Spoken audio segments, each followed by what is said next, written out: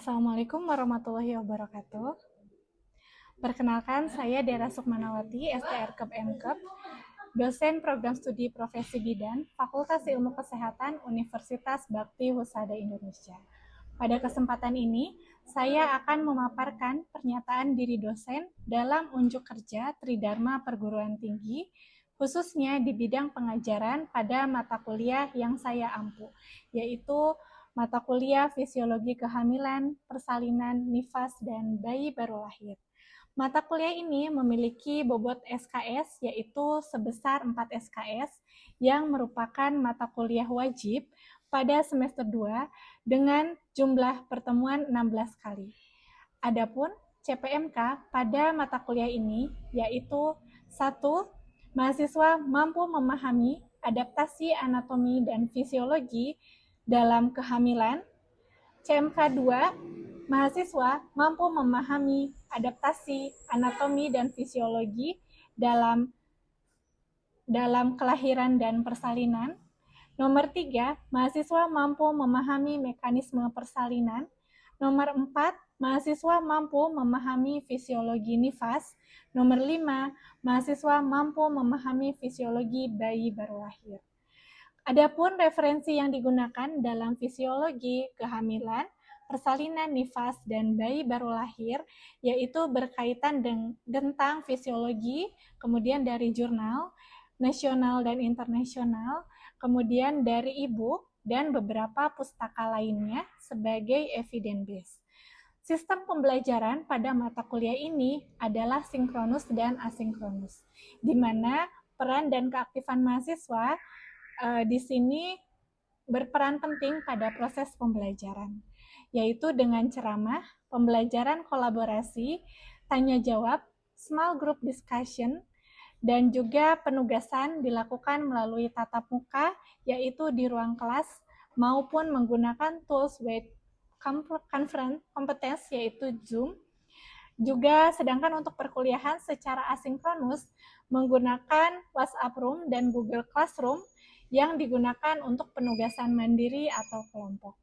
Kemudian, adapun materi pembelajaran dalam mata kuliah ini, yang pertama mengenai adaptasi sistem reproduksi dalam kehamilan, yang kedua adaptasi sistem kardiovaskuler dalam kehamilan, adaptasi hematologi dalam kehamilan, kemudian adaptasi sistem respirasi dalam kehamilan, adaptasi sistem urinari dalam kehamilan, kemudian adaptasi sistem gastrointestinal dalam kehamilan, adaptasi sistem endokrinologi dalam kehamilan, dan perubahan payudara selama kehamilan. Kemudian yang ke-9 fisiologi plasenta, dan adaptasi anatomi dan fisiologi organ reproduksi dalam masa persalinan. Kemudian, adaptasi fetus dalam persalinan, hormon yang berpengaruh dalam persalinan, kemudian kontraksi dalam persalinan, fetal positioning and fetal school, fisiologi dan fungsi nyeri pada persalinan, adaptasi anatomi dan fisiologi pada masa nifas, kemudian perubahan sistem reproduksi dan sistem lainnya.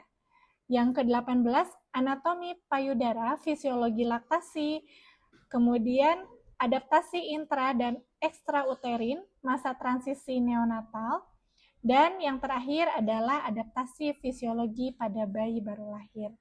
Demikian untuk uraian pada mata kuliah fisiologi kehamilan persalinan, nifas, dan bayi baru lahir. Berikut saya tampilkan video dalam pembelajaran atau dalam belajar mengajar di dalam kelas. Terima kasih. Wassalamualaikum warahmatullahi wabarakatuh. Assalamualaikum warahmatullahi wabarakatuh. Waalaikumsalam warahmatullahi wabarakatuh. Selamat pagi semuanya. Pagi. Ya, kelihatannya fresh dan happy semuanya ya. Kita semua harus happy karena akan belajar mata kuliah yang lumayan agak sulit, yaitu persalinan. Ya, kalian dengan happy, dengan kita bahagia, itu bisa menyerap materi lebih baik ya. Semangat semuanya? Semangat. Oke. Ada yang masih ingat minggu lalu itu pertemuan tentang apa? Fisiologi kehamilan. Oke, pada mata kuliah fisiologi, kehamilan, persalinan, nifas, dan bayi baru lahir, pada hari ini saya akan memberikan materi tentang adaptasi fetus dalam persalinan. Learning outcome atau diharapkan setelah pembelajaran hari ini, kalian sebagai mahasiswa mampu memahami anatomi dan fisiologi dalam kelahiran dan persalinan. Nah, yang akan kita pelajari adalah perubahan ginjal pada fetus. Embrio berusia sekitar 7 minggu atau 49 hari, ginjal sudah berada pada tahapan metanefros. Di tahapan ini, bakal uretra melekat dengan kloaka. Ini sangat anatomi sekali ya di dalam ginjal, di dalam perut ibu. Bakal ureter sudah mulai terbentuk dan sel glomerulus mencapai tahapan akhir pertumbuhannya. Kemudian, percabangan uretrik dan nefronik baru terbentuk saat minggu 32 sampai 36 gestasi atau dalam masa aterem. Dengan kata lain, pertumbuhan organ ginjal embrio sudah mencapai fase akhir tapi belum sepenuhnya dewasa karena perlu beradaptasi di luar persalinan, setelah persalinan, di luar uteri. Kemudian, perubahan pada ginjal ada apa aja? Ginjal akan tumbuh menjadi jaringan yang lebih dewasa di saat setelah kelahiran, yang perlu diketahui juga selama di dalam kandungan dan sistem ekskresi embrio. Ginjal berfungsi sepenuhnya ketika embrio menjadi janin saat usianya sekitar 12 minggu. Berarti pada trimester keberapa?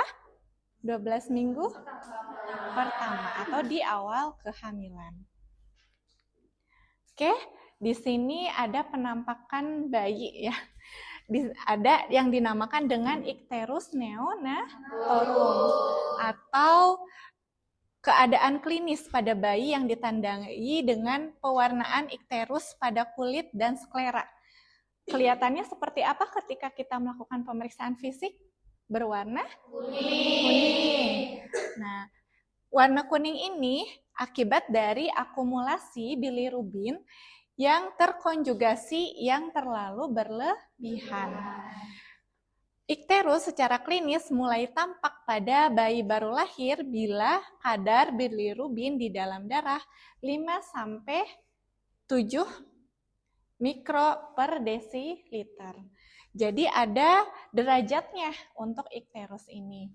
Derajat 1, 2, 3, 4, dan 5. Derajat 1 bisa terlihat warna kuningnya itu dari wajah sampai ke leher. Untuk derajat 2, dari kuning dari wajah dan leher sampai ke dada dan punggung. Kemudian derajat 3, kuningnya hingga perut bawah, tapi ekstremitas masih terlihat normal gitu ya, tapi perutnya sudah terlihat kuning. Derajat 4, kuningnya sampai lengan dan kaki di bawah lutut, tapi masih ada tersisa di sini yang berwarna normal ya, tidak berwarna kuning. Jadi di pergelangan kaki dan pergelangan tangan. Dan yang kelima, derajat 5 itu ikterusnya sudah kuning keseluruhan. Next, kemudian. Nah, definisi itu ikterus juga bisa diistilahkan dengan jaundis. Pernah dengar jaundis? Jaundis, kekuningan itu sama saja istilah dari ikterus. Warna kuning pada kulit dan mukosa akibat dari peningkatan kadar bilirubin. Jadi bilirubinnya itu tidak dalam batasan yang normal gitu ya, dan kelihatan dalam penampakannya. Untuk derajat yang parah itu harus diberikan sinar atau disimpan di dalam inkubator dan diberikan sinar ultraviolet. Hiperbilirubin adalah kondisi dari komplikasi dari ikterus yang menyebabkan infeksi pada otak. Next, faktor resiko. Apa saja faktor resikonya? Yang pertama bisa dari maternal, perinatal, dan dari neonatal. Maternal itu dari ras atau kelompok etnik tertentu. Kita kelompok etnik apa nih kalau di negara? Asia Tenggara ya. Jadi ras tertentu seperti Asia, Natif, Amerikan, dan Yunani itu bisa aja ada keturunan berwarna kuning, apalagi Indonesia itu ada kuning langsat warna kulitnya ya. Jadi ada faktor risikonya. Komplikasi kehamilan bisa juga berpengaruh seperti penyakit diabetes mellitus, inkompatibilitas ABO dalam darah ya, kelainan darah, dan resus. Resus itu Indonesia resus darahnya positif apa negatif? Positif. Kalau di luar negeri bule gitu ya atau asing itu bisa jadi resusnya negatif dan itu berpengaruh terhadap kadar bilirubin ya sehingga mempengaruhi keadaan ikterus pada bayi. Kemudian penggunaan infus oksitosin dalam bentuk larutan hipotonik atau dari infusan dan dari ASI. Kurang menyusui dari ibunya, kurang disusui bayinya, itu bisa mempengaruhi. Dan itu untuk faktor maternal. Selanjutnya adalah faktor perinatal. Bisa jadi karena trauma lahir, yaitu sefal hematom, ekimosis, atau bisa jadi karena adanya infeksi, virus, bakteri, dan juga protozoa. Yang terakhir adalah faktor neonatus, prematuritas, kemudian faktor genetik, polisitemia, obat-obatan juga berpengaruh. Obat-obatannya apa saja?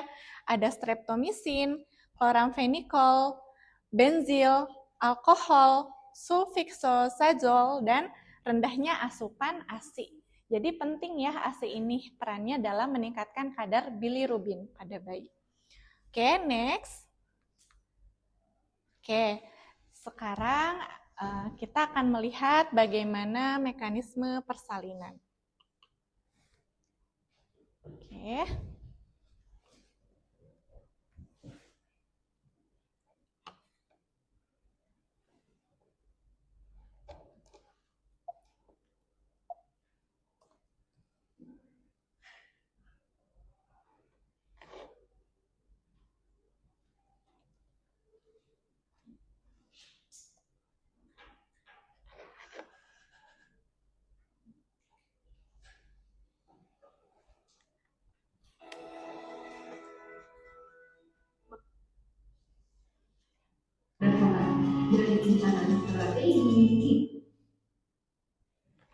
Tahap persalinan dimulai saat kepala bayi masuk lebih rendah ke dalam kandungan. Ini tahap persalinan. Mohon disimak ya. Mulai menipis dan melebar. Selama ini kamu mungkin merasa kontraksi lebih kuat, teratur, terjadi setiap 5-20 menit, dan nyeri punggung bawah dan kerak perut tidak menghilang.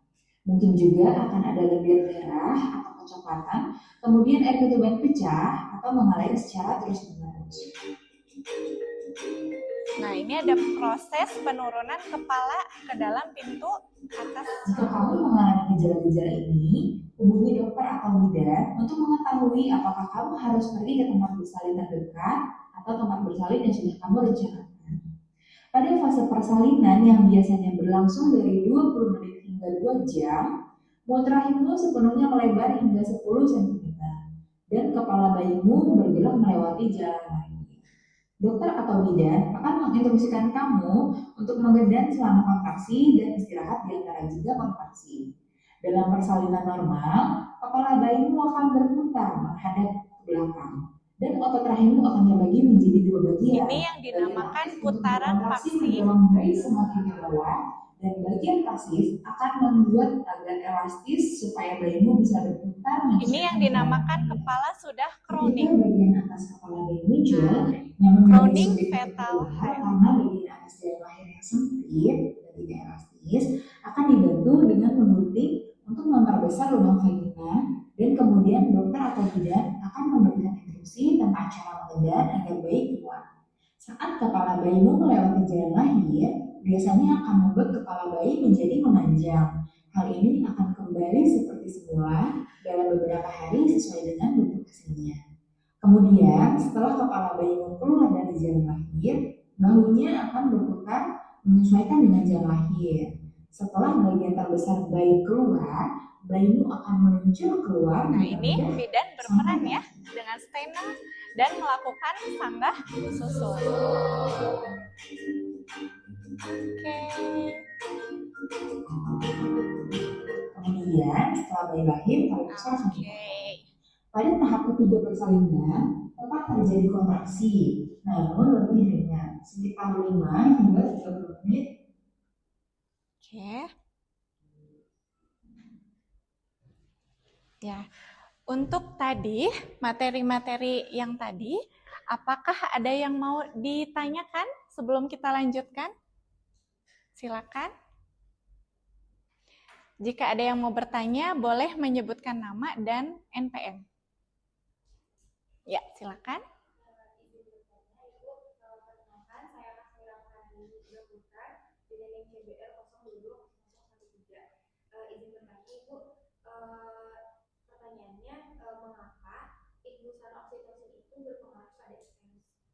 Oke, baik. Terima kasih pertanyaannya. Tepuk tangan dulu untuk Kasmira. Oke, kenapa infusan oksitosin berpengaruh terhadap ikterus? Karena oksitosin itu akan mempercepat kontraksi ya, kontraksi, dan kemudian ada efek ke dalam bayi ketika bersalin, yaitu bayi bisa mengalami hipoksia, dan itu akan mempengaruhi kadar bilirubin di dalam darah. Jadi sehingga ketika sudah bersalin, itu bayinya bisa saja mengalami ikterus. Gitu ya jawabannya. Oke, terima kasih atas pertanyaannya. Kita lanjutkan untuk materi selanjutnya. Nah, jadi definisi sikap janin itu ada hubungan kepala janin dengan tulang belakang. Tadi kita sudah melihat bagaimana mekanisme persalinan. Jadi ada posisi bayinya itu tertekuk dan ini adalah situasi yang normal. Kemudian ada netral dan diperpanjang. Letak janin adalah hubungan antara sumbu longitudinal janin terhadap sumbu panjang ibu. Kemudian jika presentasi janin itu adalah kebagian anatomi di mana janin memimpin, yaitu yang paling dekat dengan pintu masuk panggul jalan lahir. Tadi posisinya, letaknya apa bayi pada saat bersalin? Letaknya ke kepala ya. Tapi kalau sungsang itu yang keluarnya adalah bokong terlebih dahulu. Jadi berbeda ya. Seharusnya normalnya adalah kepala dalam posisinya seperti yang tadi pada saat mekanisme persalinan. Kemudian presentasi kepala pada bayi itu dibagi menjadi presentasi kepala dan kejadiannya paling banyak ya, normal 95% dari kelahiran. Kemudian ada posisi vertex atau mahkota.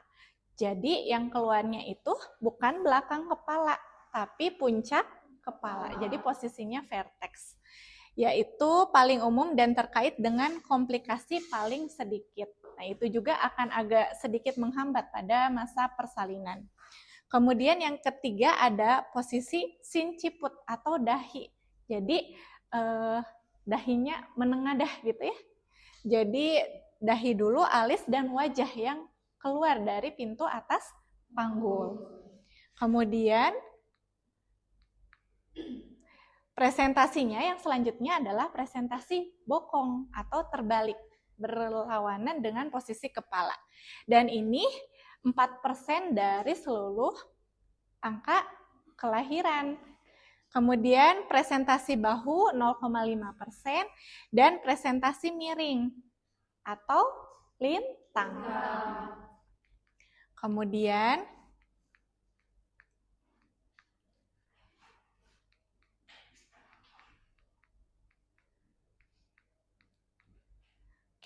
posisi janin adalah letak titik arah dengan mengacu pada panggul ibu yang dilihat oleh pemeriksa.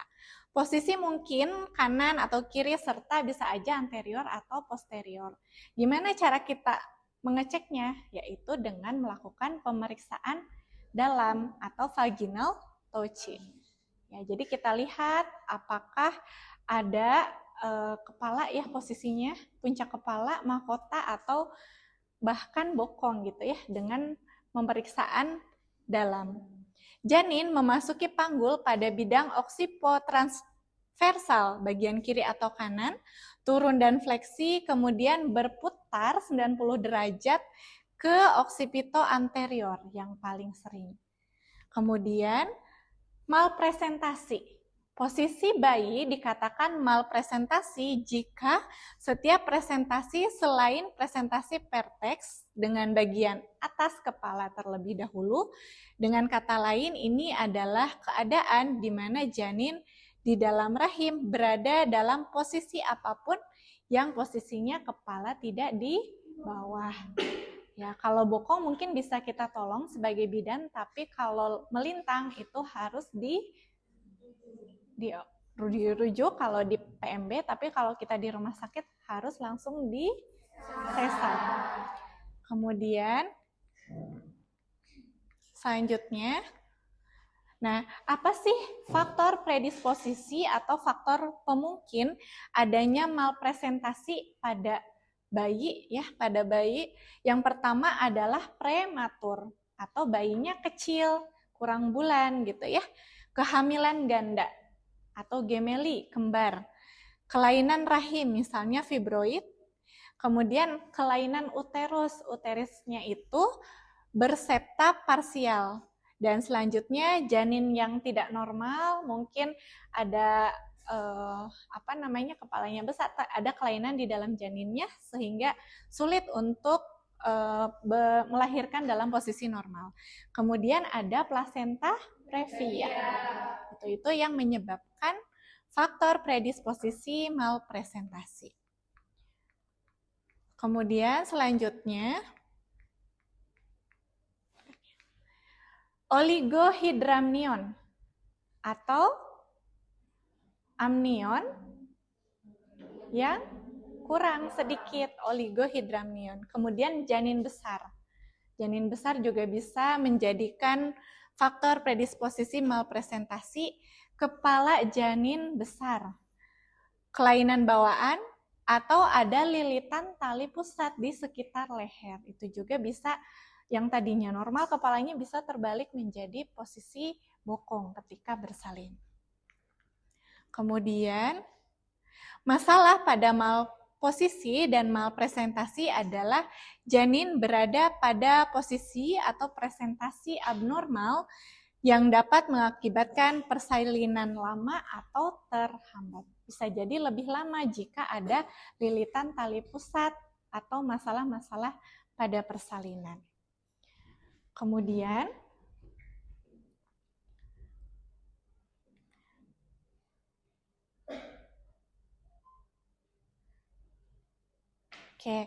mungkin itu untuk pertemuan hari ini ya. Jadi apakah ada yang bisa menyimpulkan untuk materi hari ini? Baik, silakan. Terima kasih Ibu, nama saya Revana Lestari dengan NIM CPR 0202. Sini saya izin menyimpulkan mengenai materi adaptasi fetus dalam persalinan. Yang pertama itu ada perubahan ginjal pada fetus. Embrio pada usia 7 minggu ginjal sudah pada tahapan metanekrosis. Bahkan ureter sudah mulai terbentuk pada tahap ini. Lalu untuk selanjutnya itu ada icterus neonaturun. Ini adalah pewarnaan pada kulit dengan kadar bilirubinnya lebih dari 5 mg per dl. Untuk derajatnya itu ada derajat 1, 2, 3, 4, dan 5. Lalu untuk faktor risiko terjadinya icterus itu yang pertama ada faktor maternal, perinatal, dan neonatus. Selanjutnya itu ada sikap janin. Sikap janin ini ada hubungan kepala janin dengan tulang belakang. Untuk posisinya itu bisa berlengkung, netral, dan juga diperpanjang. Terus ada klasifikasi presentasi, itu ada kepala, puncak kepala, dahi, bokong, bahu, dan juga lintang. Selanjutnya itu ada posisi janin. mengacu panggul ibu. Posisinya itu bisa anterior atau posterior. Lalu malpresentasi adalah posisi kepala tidak di bawah. Oke, terima kasih. Tepuk tangan untuk Revana. Iya. Sebelumnya, apakah ada yang sakit atau izin pada hari ini? Tidak ada, hadir semua ya. Oke, untuk materi pada pertemuan hari ini kita cukupkan, dan untuk minggu depan itu akan ada tugas yang akan saya upload di Google Classroom ya. Nanti silakan dicek tugasnya untuk pertemuan selanjutnya. Pertemuan selanjutnya kalian semua akan belajar mengenai adaptasi pada masa nifas ya. Jadi silakan dibaca-baca dulu referensinya, jurnal-jurnal yang sesuai dengan evidence base-nya, dan juga nanti dilihat untuk tugasnya. Jadi tugasnya adalah untuk membaca jurnal dan mengkaji jurnal. Oke, baik. Terima kasih atas atensi, semangat, dan perhatiannya pada hari ini. Marilah bersama-sama mengucapkan hamdalah.